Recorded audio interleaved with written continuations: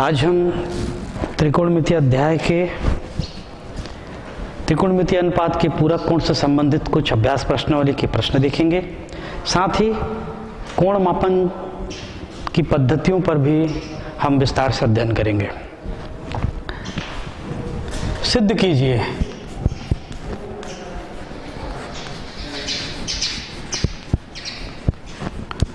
कि कॉस 70 अंश बटे साइन 20 अंश plus cos 55 degree into cosec 35 degree upon tan 5 degree into tan 25 degree into tan 45 degree into tan 65 degree into tan 85 degree is equal to 2। ये हमको proof करना है। इसको प्रूफ करने के लिए इस सर्वसमीकरण का बायां पक्ष ले लेते हैं। बायां पक्ष is equal to cos 70 degree upon sine 20 degree plus cos 55 degree into cosec 35 degree upon tan 5 degree tan 25 degree tan 45 degree to tan 65 degree into tan 85 degree. देखिए पहचानते हैं साइन और कॉस के रूप में है, कॉस और कोसेक के रूप में है, और tan की भी जो कोण है आपस में जो कोण है वो पूरक कोण के अनुपात में दिए हुए हैं। तो चेंज करते हैं, इसको लिखते हैं cos 90 minus 20 90 minus 20 upon sine 20। फिर यहाँ देखिए किसी एक को परिवर्तन कीजिए, cos 90 माइनस 35 कर दीजिए, कोसेक को एज इट इज रहने दीजिए 35 डिग्री बटे में। यहाँ पर आपको थोड़ा पहचान करनी है। देखिए 5 और 85 90 हुए, 25 और 65 90 हुए, तो पूरक कोण के रूप में दिए हुए। तो आप एक काम कीजिए, इसको अपनी इसकी पूरक कोण के रूप में लिख लीजिए और 25 को भी इसके पूरक कोण के रूप में लिख दीजिए, बाकी को सेम रहने दीजिए। तो tan 90 माइनस 85 90 माइनस 85 और दूसरा tan 90 माइनस 65, इन दोनों के पूरक कोण के रूप में लिख लिए। 5 डिग्री को 90 माइनस 85, 25 को 90 माइनस 65 पूरक कोण के रूप लिख सकते हैं, into tan 45 into tan 65 into tan 85 degree. फिर आगे देखिए sine 90 minus cos 90 minus theta sine theta, sine 20 upon sine 20। यहाँ पर देखेंगे ये साइन 35 डिग्री और कोसेक को हम लिखेंगे 1 अपान साइन 35 डिग्री। एक साथ इसको परिवर्तन करके आगे बढ़ते हैं। इसी प्रकार से देखेंगे हम यहाँ पर ये लिखेंगे tan का cot 85 डिग्री, cot 85 डिग्री। इसी प्रकार से इसको लिखेंगे cot 65 डिग्री। tan 45 का मान 1 होता है और यहाँ पर tan 65 डिग्री को आप 1 अपान cot 65 लिख सकते हैं, 1 अपान cot 65 डिग्री, और इसको भी पुनः 1 अपान cot 85 डिग्री। तो देख रहे हैं ये इससे कैंसिल, ये cot 85 से कैंसिल, cot 65 से कैंसिल, ये पुनः कैंसिल हो जाते हैं। इस प्रकार से पहले स्टेप से 1, दूसरे स्टेप से 1, ये 2 सिद्ध हो जाता है। तो देखिए इस प्रकार से इस सर्व समीकरण को हम आसानी से सिद्ध कर सकते हैं। इसी में दूसरा प्रश्न और देखिए,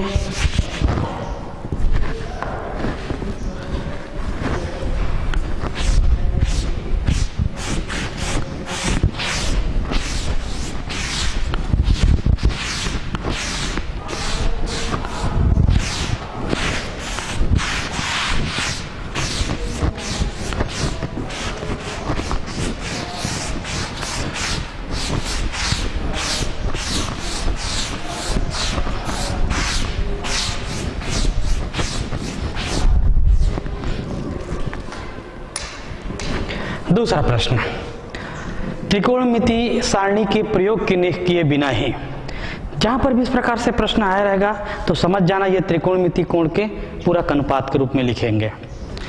सिद्ध कीजिए कि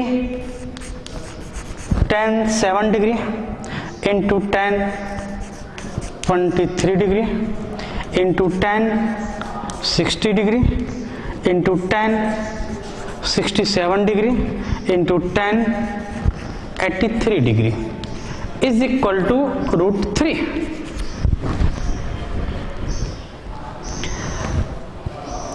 इसको हल करने के लिए इसका बायां पक्ष लेते हैं। बायां पक्ष is equal to tan 7 degree tan 23 degree into tan 60 degree into tan 67 degree into tan 83 degree. देखिए पूरा कोण के रूप में पहचान करेंगे, साथ साथ दोनों पूरा कोण के एक साथ लिख लेते हैं। देखिए ये 7 और 83 90 हुआ, और 23 और 67 ऐड करेंगे तो 90 हुआ। आप चाहो तो रिजल्ट को और अच्छे से समझने के लिए साथ साथ ऐसा ब्रैकेट में लिख दो 7 डिग्री और tan 83 डिग्री, और ज़्यादा स्पष्ट होगा। इसी प्रकार से छोटे छोटे कोष्टक में डाल दीजिए tan 23 डिग्री और tan 67 डिग्री, और ये जो बचा है सिंगल 60 डिग्री, इसको रहने दीजिए। अब आगे देखिए किसी एक को चेंज करना है तो ये मिलेगा tan 90 माइनस 83 डिग्री। इसको बड़ा कोष्टक रूप में डाल दीजिए, छोटा कोष्टक अंदर आ गया। tan 90 minus 83 degree into tan 83 degree, बड़ा कोष्टक ऑफ कर दीजिए। इसी प्रकार से दूसरे बड़ा कोष्टक में इसको tan 90 minus 67 degree into tan 67 degree, बड़ा कोष्टक ऑफ कर दीजिए। और tan 60 का मान होता है √3। tan 60 का मान त्रिकोणमिति सारणी से √3 होता है, उस मान को रख दिए। ये देखिए ये मिलता है cot 83 डिग्री, और इस tan को क्या लिख सकते हैं 1/cot 83 डिग्री। साथ साथ चले इसी प्रकार से यहाँ पर cot 67 डिग्री, tan 67 को 1/cot 67 डिग्री और इंटू √3।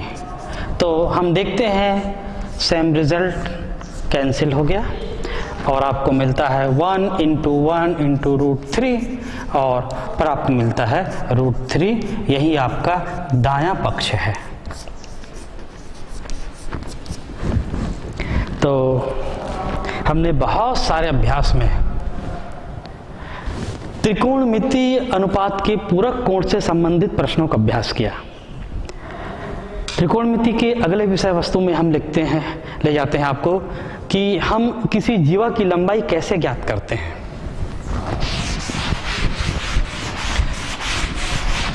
जीवा की लंबाई कैसे ज्ञात करते हैं, इस पर चर्चा करेंगे।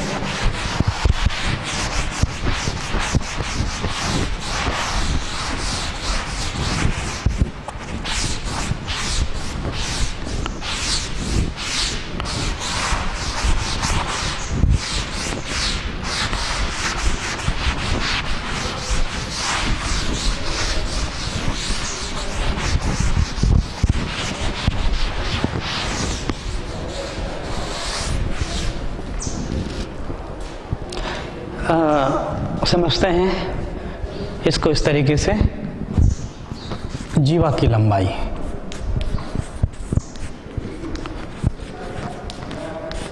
वृत्त के जीवा की लंबाई, वृत्त होना चाहिए, चलिए कोई बात नहीं। मान लेते हैं कि ये एक वृत्त है जिसका केंद्र, मान लो सेंटर इसका O है। अब यहां से वृत्त के दो बिंदु को मिलाने वाली रेखा को ही हम जीवा कहते हैं। ये AB एक जीवा है, AB वृत्त का कैसा एक जीवा है। इसको अच्छे से समझिए, फिर प्रश्न बहुत आसान होंगे। और इस वृत्त की त्रिज्या मान लेते हैं R है। दोनों बिंदु को मिला दीजिए, यहां से केंद्र से परिधि इसका क्या कहलाता है, त्रिज्या कहलाता है R। मान लेते हैं इस कोण, इसमें जो बन रहा है कोण AOB बराबर थीटा है। और आप जानते हैं वृत्त के केंद्र से जीवा पर डाले गए लंब जीवा को दो भागों में बांटती है, समद्विभाजित करती है। क्या करती है, समद्विभाजित करती है। ये आपका M हुआ। तो यहां पर ये वाला कोण आधा हो जाएगा और ये वाला कोण भी आधा, θ/2 होंगे।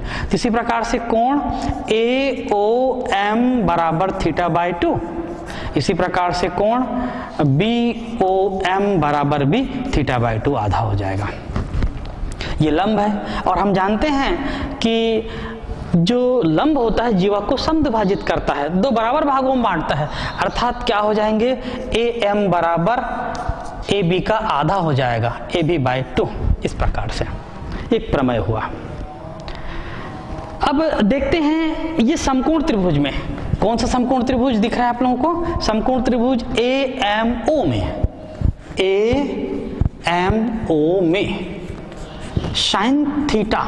यहां पर देखिए ये कोण कितना हुआ, ये वाला कोण θ/2, न्यून कोण देखिए आधा हुआ इसका, तो साइन कितना हो जाएगा, θ/2 बराबर, साइन बराबर होता है लंब बटे कर्ण। तो लंब कौन सा हुआ, न्यून कोण के सम्मुख कोण लंब कहलाता है AM और कर्ण हुआ OA।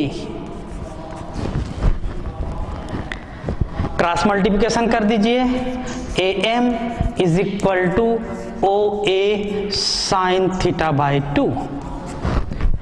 अब देखते हैं ये OA कितना है, वृत्त की त्रिज्या, और AM कितना है, AB/2। AM को यहां से AB/2 और OA है आपका वृत्त की त्रिज्या R साइन थीटा। तो ये आपको मिलेंगे AB बराबर 2R साइन θ/2। ये थीटा क्या है, जीवा द्वारा केंद्र पर अंतरित कोण है। थीटा क्या चीज है, जीवा द्वारा केंद्र पर अंतरित कोण है। तो ये AB ही जीवा हुआ, जीवा की लंबाई कितना हुआ, 2R साइन θ/2। इन सूत्रों की सहायता से हम आसानी से किसी भी वृत्त की जीवा की लंबाई ज्ञात कर सकते हैं। यहां पर R वृत्त की त्रिज्या है। तो चलिए एक प्रश्न पर हम चर्चा करें इसी से संबंधित।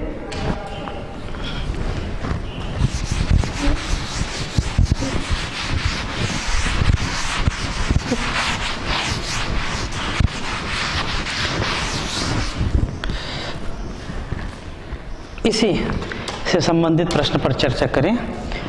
एक वृत्त की जीवा की लंबाई ज्ञात कीजिए। एक वृत्त आया है, इकाई वृत्त। तो इकाई वृत्त किसे कहते हैं, ऐसा वृत्त जिसका त्रिज्या एक हो, इकाई हो, एक वृत्त कहलाता है। प्रश्न, एक वृत्त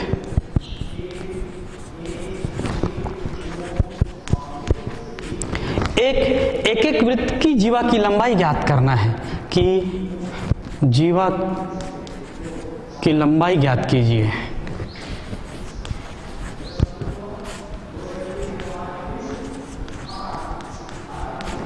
एक वृत्त की जीवा की लंबाई ज्ञात कीजिए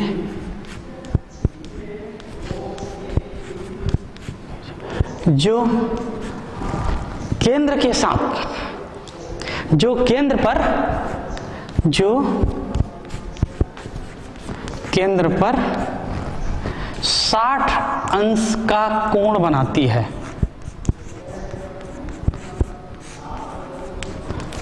देखिए बहुत अच्छा प्रश्न है। एक एक वृत्त की जीवा की लंबाई ज्ञात कीजिए जो केंद्र से कितना अंश का कोण बनाती है, 60 अंश का।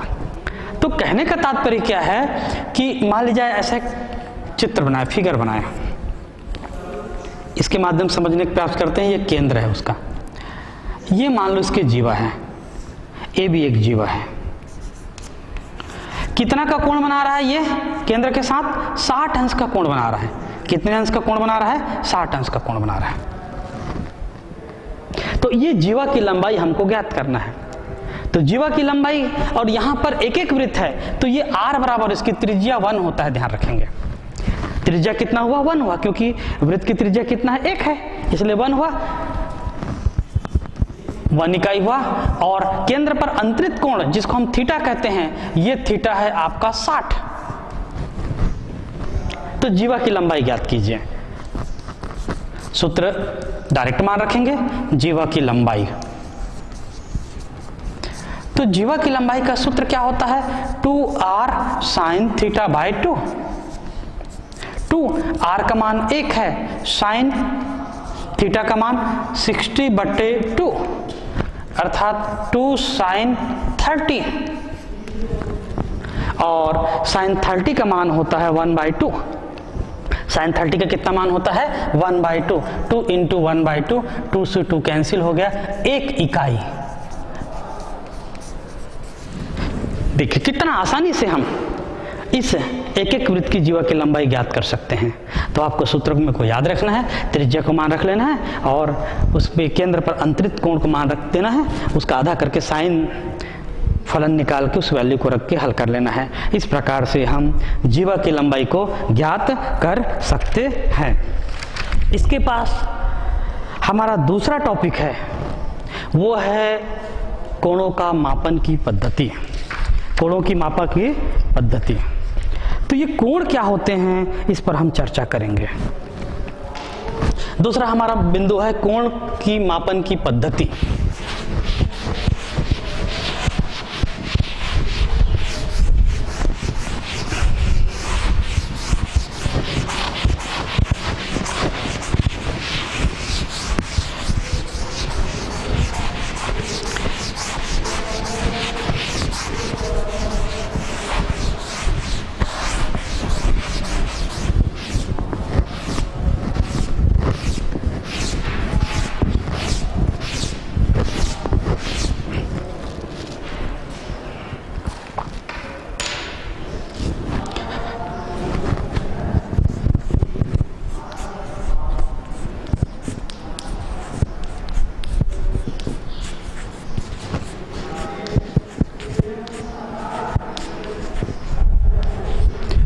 कोणों की मापन की पद्धति।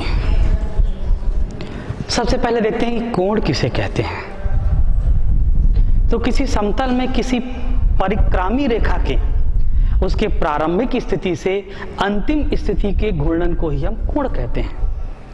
दूसरे शब्दों में हम ऐसा भी कह सकते हैं कि दो रेखाखंडों के बीच के घुमाव को, दो रेखाखंडों के बीच के घुमाव के हम कोण कहते हैं। जैसे ये देखिए हाथ, एक रेखाखंड ये हुआ, दूसरे रेखाखंड ये हुआ, इनके बीच में कितना घुमाव है, यही क्या कहलाएगा? कोण कहलाएंगे।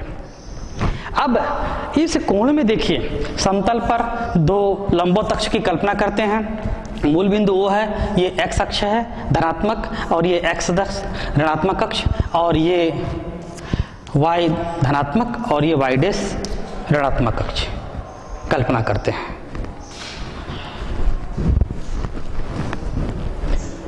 इसके पश्चात देखिए, ये एक परिक्रामी रेखा, परिक्रामी रेखा मतलब मान लीजिए ये OA रेखा यहां पर है, ये घूम के कुछ समय पश्चात यहां आ जाता है, OA स्थिति ग्रहण कर लेता है। तो x अक्ष के साथ जितना कोण बनाता है परिक्रामी रेखा का, प्रारंभिक स्थिति से अंतिम स्थिति के घूर्णन को ही हम कोण कहते हैं। ये दो तरीके से घूम सकता है, एक एंटी क्लॉकवाइज डायरेक्शन में घूम सकता है और दूसरा क्लॉकवाइज डायरेक्शन में भी घूम सकता है। ये देखिए तीर के निशान पर ध्यान रखिए। जब ये एंटी क्लॉकवाइज डायरेक्शन में घूमता है तो ये धनात्मक कोण बनाएगा, और जब ये क्लॉकवाइज डायरेक्शन में घूमता है तो ऋणात्मक कोण। तो ये ऊपर की ओर एंटी क्लॉकवाइज डायरेक्शन में घूमेगा तो ये धनात्मक कोण का निर्माण करेगा, और जब ये क्लॉकवाइज डायरेक्शन में घूमेगा परिक्रामी रेखा, तो ये ऋणात्मक कोण का निर्माण करेगा।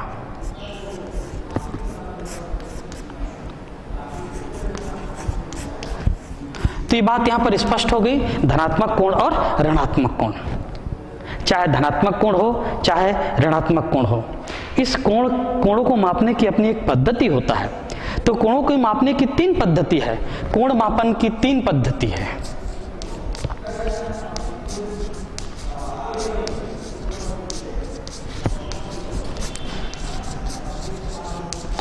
कोण मापन की 3 पद्धति है।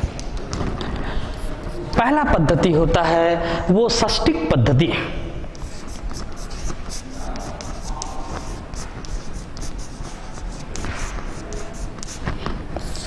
दूसरा पद्धति है शतिक पद्धति।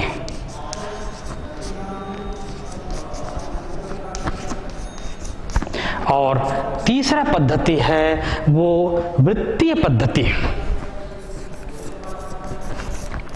देखिए, चाहे वो धनात्मक कोण हो चाहे ऋणात्मक कोई भी कोण हो, इसको मापने की 3 पद्धति है हमारे पास। पहला है षष्टिक पद्धति, दूसरा है शतिक पद्धति और तीसरा है वृत्तीय पद्धति।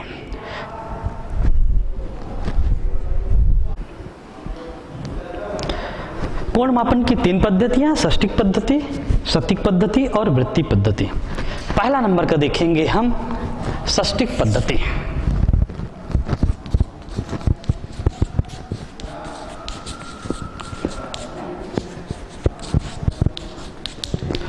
षष्टिक पद्धति में क्या होता है कि एक समकोण को 90 बराबर भागों में बांटा जाता है। एक समकोण को 90 बराबर भागों में बांटा जाता है और एक भाग जो प्राप्त होता है उसको 1 अंश या 1 डिग्री कहते हैं। उसके पश्चात एक अंश को पुनः 60 बराबर भागों में बांटा जाता है, वो 1 मिनट कहलाता है। और 1 मिनट को पुनः 60 बराबर भागों में बांटा जाता है तो 1 सेकंड कहलाता है। इस प्रकार से एक समकोण को कितने बराबर भागों में बांटा गया है? 90 अंश में बांटा गया है। 90 अंश, एक समकोण बराबर कितना अंश हो गया? 90 अंश या 90 डिग्री। फिर एक अंश को पुनः 60 बराबर भागों में बांटा जाता है, तो ये कितना हो गया? 60 मिनट। ये ऊपर ऐसे इस प्रकार से रहेगा, वो मिनट का संकेत है। पुनः 1 मिनट को पुनः 60 बराबर भागों में बांटा जाता है तो 1 सेकंड कहलाते हैं। तो 1 मिनट बराबर 60 सेकंड। ये 60-60 पर चल रहा है, इसलिए षष्टिक पद्धति कहते हैं। दूसरा पद्धति है आपका शतिक पद्धति। शतिक पद्धति, शतिक पद्धति में 100-100 के हिसाब से चलते हैं। एक समकोण को 100 बराबर भागों में बांटा जाता है, प्रत्येक भाग को 1 ग्रेड कहलाता है। अर्थात एक समकोण बराबर 100 ग्रेड हुआ। एक समकोण बराबर 100 ग्रेड। क्यों? क्योंकि एक समकोण को 100 बराबर भागों में बांटा जा रहा है। एक भाग को 1 ग्रेड, एक अंश को 1 ग्रेड कहते हैं। पुनः 1 ग्रेड को पुनः 100 भागों में बांटा जाता है। 1 ग्रेड को, इसको ग्रेड को जी से दर्शाती है, पुनः 100 बराबर भागों में बांटा जाता है। प्रत्येक भाग को 1 मिनट कहते हैं, तो 1 ग्रेड बराबर 100 मिनट हुआ। तत्पश्चात 1 मिनट को पुनः 100 बराबर भागों में बांटा जाता है और प्रत्येक भाग को 1 सेकंड कहा जाता है। अर्थात 1 मिनट बराबर 100 सेकंड हुआ। ये 100-100 पर चल रहा है, इसलिए इसके शतिक पद्धति कहते हैं। नेक्स्ट है वृत्तीय पद्धति। वृत्तीय पद्धति में कोण के मापन का मात्रक है वो रेडियन है, विशेष ध्यान देंगे। यहां पर इसकी मात्रक है अंश, मूल मात्रक अंश, यहां पर ग्रेड। देखिए, षष्टिक पद्धति में मात्रक अंश, इसमें मात्रक ग्रेड जी से लिखते हैं और इसमें मात्रक होता है रेडियन। तो 1 रेडियन कितना होता है इसको हम समझते हैं। कार्तीय समतल में एक मूल बिंदु लेते हैं। ये कार्तीय समतल हुआ, द्विमीय निर्देशांक। मूल बिंदु O है, ये x अक्ष है, ये माइनस x अक्ष है, ये y अक्ष है धनात्मक, ये ऋणात्मक y अक्ष है। अब हम एक काम करते हैं कि इसी मूल बिंदु को केंद्र मानकर एक आर त्रिज्या का वृत्त खींचते हैं। इस प्रकार से आर त्रिज्या का वृत्त खींचते हैं। ध्यान दीजिए, मूल बिंदु को केंद्र मानकर आर त्रिज्या का एक वृत्त खींचते हैं और इस वृत्त की परिधि पर सर्कमफ्रेंस पर, इस वृत्त की परिधि पर हम जितना त्रिज्या के बराबर का चाप खींचते हैं, जैसे आर त्रिज्या है तो यहां पर उसी के बराबर का चाप खींचते हैं। ये चाप हुआ, ए बी कितना हुआ? चाप हुआ। जितनी की त्रिज्या है उतना का ही हम चाप खींचते हैं। तो ये जो कोण बन रहा है, यही कोण का मान 1 रेडियन होता है। यहां पर ये थीटा कोण बन रहा है ना, इसका मान क्या होता है? 1 रेडियन। तो आपको बात समझ में आ गया होगा। वृत्त के केंद्र पर उसकी त्रिज्या के बराबर, वृत्त के केंद्र पर उसकी त्रिज्या के बराबर लंबाई के चाप द्वारा अंतरित कोण के परिमाण को ही हम 1 रेडियन कहते हैं। कुल मिला के अपने शब्दों में कहें, जितना त्रिज्या होता है उसी त्रिज्या के बराबर वृत्त की परिधि पर एक चाप लेते हैं, तो उस चाप द्वारा केंद्र पर अंतरित कोण को ही हम 1 रेडियन कहते हैं। यदि चाप की लंबाई ए बी बराबर एस है और त्रिज्या आर है और केंद्र पर अंतरित कोण थीटा है, तो थीटा बराबर क्या हो जाएगा? चाप बटे त्रिज्या, एस अपान आर रेडियन होता है। एस अपान आर रेडियन कहलाता है।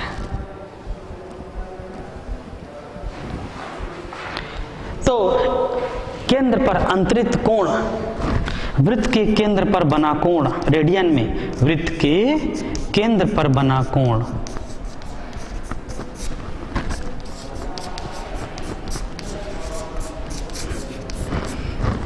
बराबर चाप बटे त्रिज्या, चाप बटे त्रिज्या। लेकिन याद रखेंगे ये रेडियन में होगा। अब इसके आगे और विचार करते हैं।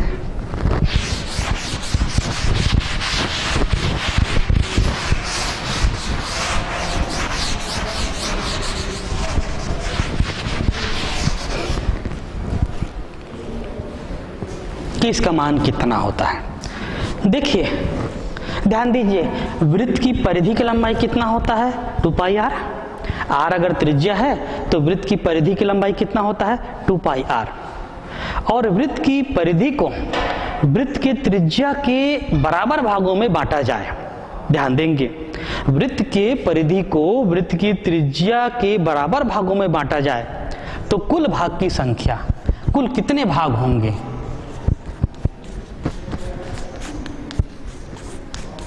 जो परिधि है वो त्रिज्या से विभाजित हुआ तो कुल कितने भाग हुए? तो परिधि का मान 2 पाई आर और वृत्त का त्रिज्या आर, तो ये आपको 2 पाई भाग में बढ़ गया। आर आर कैंसिल होंगे तो ये इसका परिधि कितने भागों में बढ़ गया? 2 पाई भागों में बढ़ गया। कहने का तात्पर्य क्या हुआ? यही 2 पाई जो है, क्योंकि ये देखिए ये चाप बटे त्रिज्या, यही केंद्र पर क्या होगा? अंतरित कोण, चाप बटे त्रिज्या, तो अंतरित कोण कितना हुआ? 2 पाई। एक चक्कर लगाए। कहने का मतलब ये हुआ कि कोई परिक्रामी रेखा एक चक्कर लगाता है पूरा, अपने प्रारंभिक स्थिति में पुनः आ जाता है, तो वो 2 पाई रेडियन कोण का निर्माण करता है।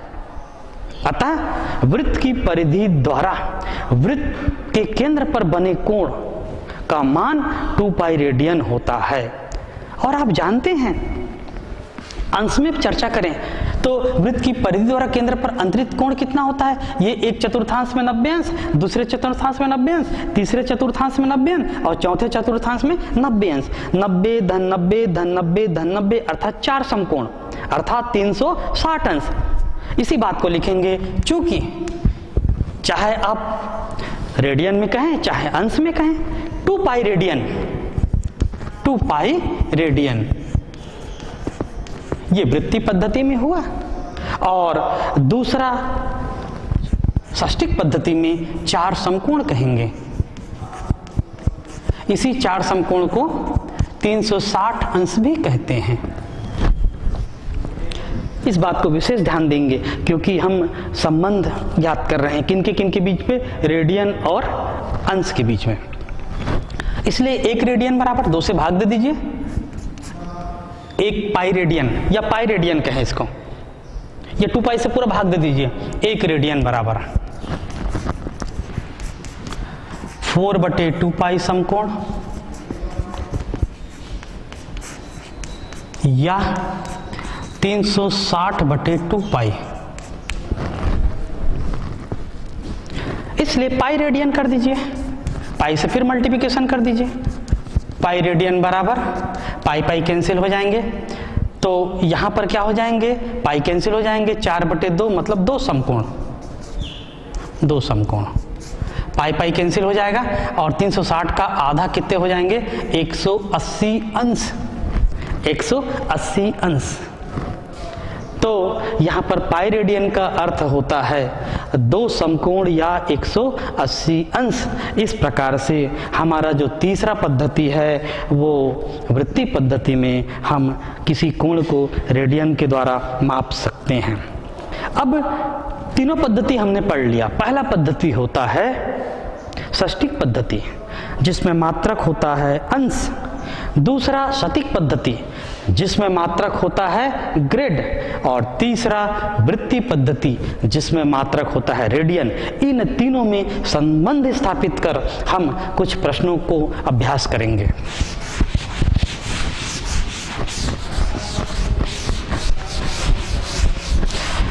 छात्र छात्राएं संबंध को विशेष रूप से ध्यान देंगे। संबंध के आधार पर आप एक मात्रक को दूसरे मात्रक में या एक पद्धति को दूसरे पद्धति में बहुत ही सरलतापूर्वक आप परिवर्तन कर सकते हैं। तीनों पद्धति में संबंध।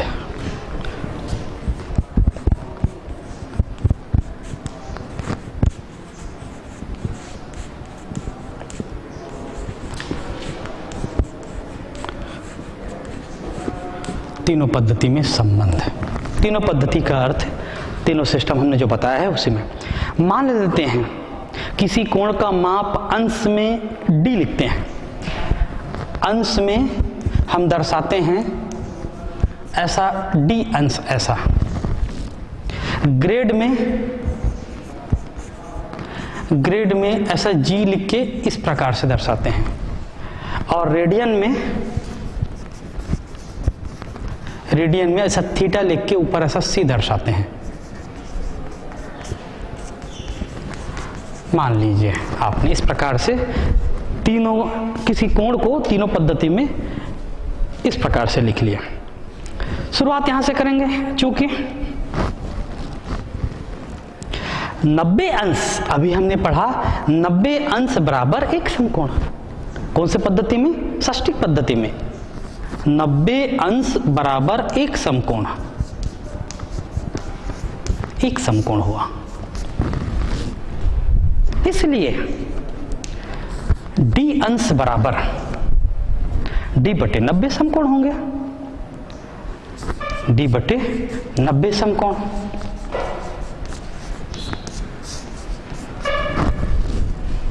समीकरण नंबर 1 कह दीजिए। ठीक उसी प्रकार आपने देखा 100 ग्रेड बराबर एक समकोण। सटीक पद्धति में आपने एक समकोण को कितने भागों में बांटा? 100 भागों में बांटा। तो 100 ग्रेड बराबर कितना हुआ? एक समकोण।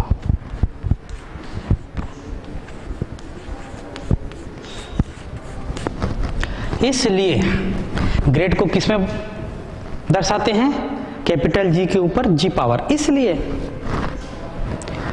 एक ग्रेड कर लीजिए आप, एक ग्रेड। तो एक ग्रेड में क्या हो जाएगा? बटे 100 हो जाएंगे।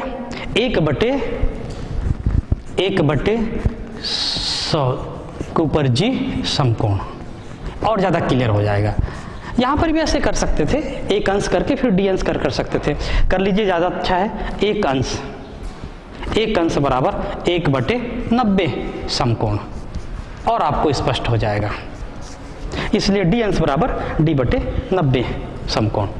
इसी प्रकार से इसलिए कितना चाहिए हमको, कैपिटल जी ग्रेड बराबर कितने हो जाएंगे, गुणा कर दिए तो जी की पावर ऑफ जी बटे 100 जी समकोण।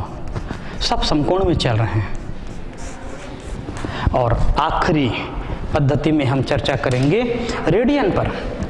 हमने इसके पहले देखा था पाई रेडियन बराबर 2 समकोण, पाई रेडियन बराबर 2 समकोण। पाई रेडियन बराबर 2 समकोण, इसलिए 1 रेडियन बराबर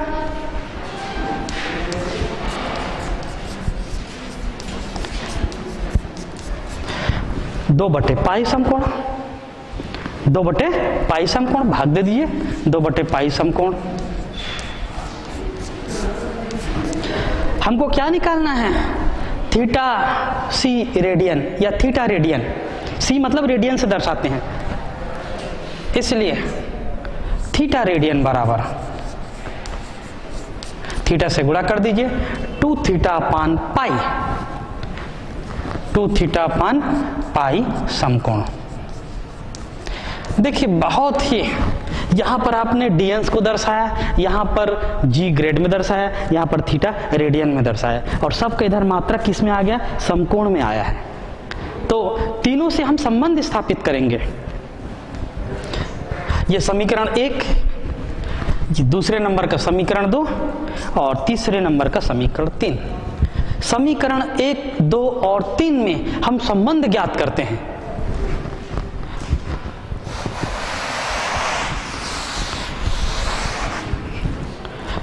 समीकरण 1, 2, 3 से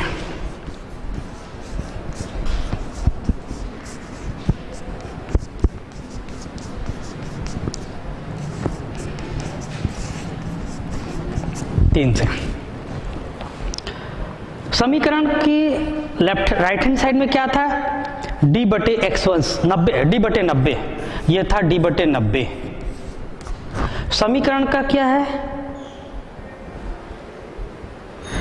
g बटे 100, समीकरण 2 का राइट हैंड साइड g बटे 100, और आखिरी तीसरे समीकरण का कितना है, समीकरण में कितना है 2 थीटा अपान पाई। समकोण सब में एक ही मात्रक में 2 थीटा अपान पाई, उसी कोण को माप रहे हैं। जिस कोण को आपने प्रारंभ किया था उसी कोण में अलग अलग पद्धति में माप है, कोण नहीं बदला है। इसलिए सभी के मात्रक भले बदल जाएं लेकिन कोण का मान बदलेगा क्या, नहीं बदलेगा। इसलिए उसी कोण को आप लिख रहे हो, जिस कोण को आपने मापना चालू किया था मात्रक में चेंज होंगे लेकिन उसका परिमाण है, कोण का परिमाण नहीं बदलेगा। तो परिमाण को आप लिख रहे हैं 2 थीटा अपान पाई। ये रिजल्ट आपने हासिल कर लिया।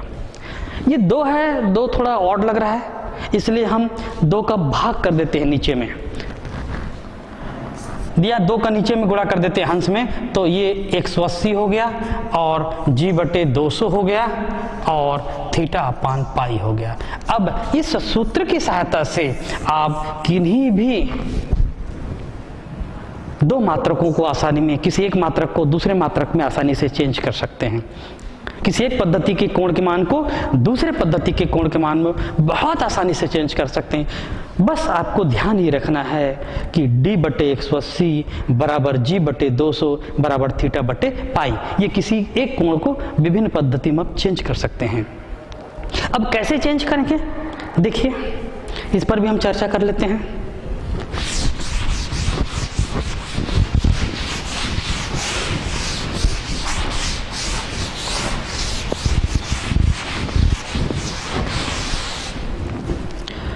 मान लेते हैं हम रेडियन से अंश में जाना चाहते हैं, परिवर्तन रेडियन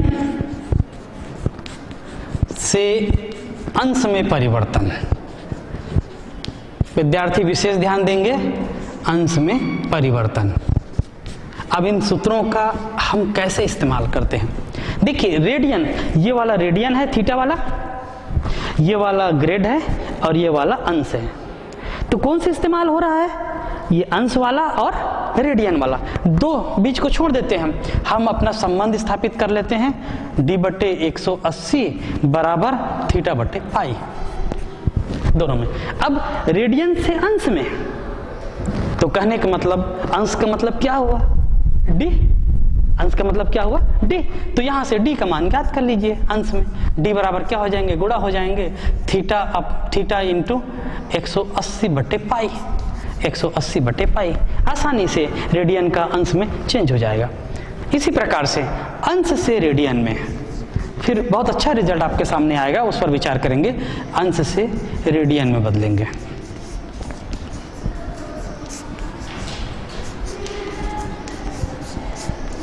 अंश से रेडियन में परिवर्तन।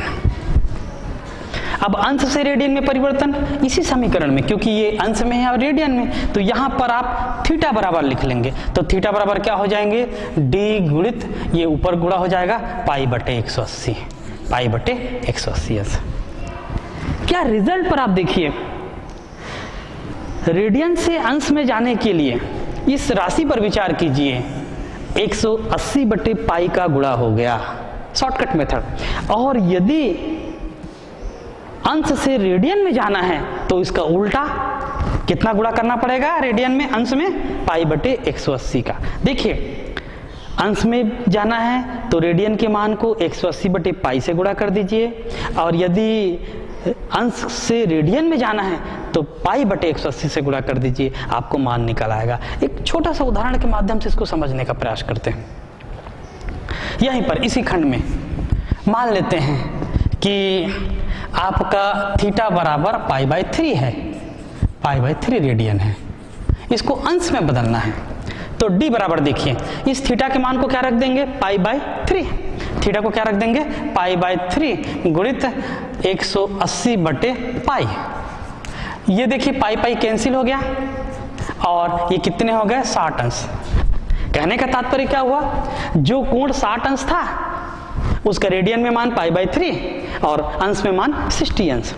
सिमिलरली इसी प्रकार से यदि वो अंश जो है d बराबर 60 अंश है तो रेडियन में मान क्या होगा, निश्चित रूप से π/3 होगा। वो कैसे होगा, देखिए थीटा बराबर d के जगह मान रख दीजिए 60 गुणित π/180, तो 0 से 0 कैंसल, 3 6 के 6 18, तो ये मिला π/3 रेडियन। तो ये दोनों उदाहरण से आप एकदम स्पष्ट हो गए होंगे, π/3 रेडियन का मान 60 अंश और 60 अंश का π/3 रेडियन। कल और विचार करेंगे कि रेडियन से ग्रेड में कैसे जाएंगे या अंश से ग्रेड में कैसे जाएंगे। ये बहुत आसानी से इसके माध्यम से आप परिवर्तन करने सीख जाओगे। तो आज के लिए बस इतना ही, कल आगे की विषय वस्तु को ध्यान देंगे। बहुत बहुत धन्यवाद।